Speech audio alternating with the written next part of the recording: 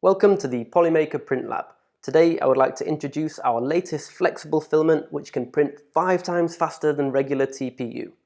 When I first saw the TDS from our R&D lab, I honestly thought there must have been a mistake as the recommended print speed range was 40 to 100 millimeters per second. I've got quite a lot of experience printing flexible filaments, and previously I would consider 40 millimeters per second very fast, which is at the low end of this new speed range.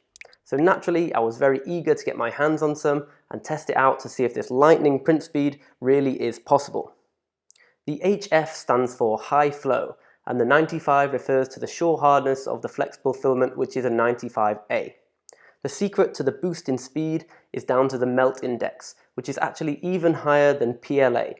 This results in not only faster printing, but also better retraction, a more consistent extrusion, and better compatibility with both direct and indirect tool heads.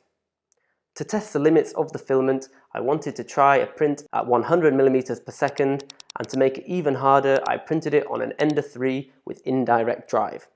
I was honestly blown away by the feed rate and consistency, as 100 millimeters per second is crazy fast for a TPU filament. For more complex geometries, I would recommend a more modest 60 millimeters per second, which is towards the high end for printing PLA and still very fast.